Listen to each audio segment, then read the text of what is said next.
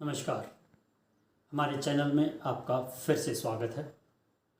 इस चैनल पर हम समसामयिक और खबरों में छाए रहने वाले मुद्दों पर चर्चा करते हैं।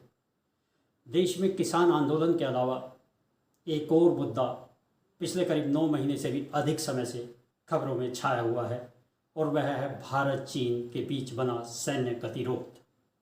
आज हम पूर्वी लद्दाख में बने सैन्य गतिरोध के केंद्र बिंदु यानी फिंगर एरिया पर चर्चा करेंगे। आज हम बात करेंगे कि फिंगर एरिया क्या है और इसे लेकर दोनों देशों के बीच आखिर क्या विवाद है। इस क्षेत्र को फिंगर एरिया क्यों कहते हैं? दरअसल पूर्वी लद्दाख में एक बहुत ही सुंदर और मनोरम झील है जिसका नाम पैगोंग त्सो है। यह झील वास्तविक नियंत्रण रेखा यानी एलएसी से लगते हुए क्षेत्र में स्थित है और एलएसी इस झील के बीच से ही होकर गुजरती है। इस झील का 40 से 45% हिस्सा भारतीय सीमा में जबकि बाकी हिस्सा चीन की सीमा में आता है, इसीलिए इसका सामरिक महत्व बहुत अधिक है। इस झील के किनारों से लगती पहाड़ की चोटियों की संरचना या बनावट उंगलियों जैसी है।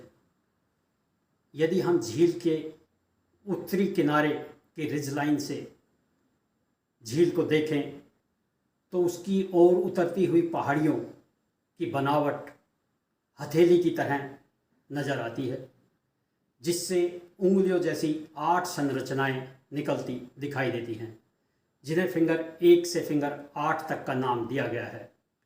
इसीलिए इस क्षेत्र को फिंगर एरिया कहा जाता है और यह क्षेत्र भी दोनों देशों की सीमाओं को बांटता है। यदि हम दिशा की बात करें तो फिंगर 1 भारत की ओर और फिंगर 8 चीन की ओर है। भारत फिंगर 8 तक के क्षेत्र पर अपना दावा करता है जबकि चीन फिंगर 4 तक के क्षेत्र को अपना बताता है। इस विवाद का मूल कारण यह है कि दोनों देशों के बीच सीमा का विधिवत रूप से अभी तक निर्धारण नहीं हुआ है। वैसे दोनों देशों के बीच मैकमोहन रेखा है, लेकिन चीन उसे मान्यता नहीं देता। इसलिए वास्तविक नियंत्रण रेखा यानी एलएसी को लेकर दोनों देशों की अपनी अपनी समझ और अपनी अपनी अवधारणा है, जिसके चलते दोनों देशों के सैनिक एक दूसरे की सीमा में कई बार घुस जाते हैं और उस जगह पर अपना दावा भी करते हैं।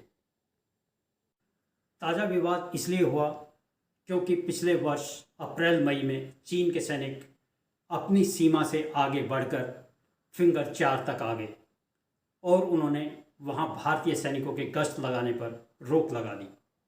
इससे दोनों सेनाओं के सैनिक आमने सामने आ गए और करीब 9 महीने से उस क्षेत्र में सैन्य गतिरोध बना रहा। दोनों सेनाओं के सैन्य कमांडरों के बीच 11 दौर की बातचीत के बाद सैनिकों को पीछे हटाने पर समझौता हो गया है और इससे क्षेत्र में शांति स्थापित होने का मार्ग भी प्रशस्त हुआ है। आज के एपिसोड में इतना ही। आपसे अनुरोध है कि हमारे चैनल को सब्सक्राइब करें और वीडियो को शेयर व लाइक करें। धन्यवाद। नमस्कार।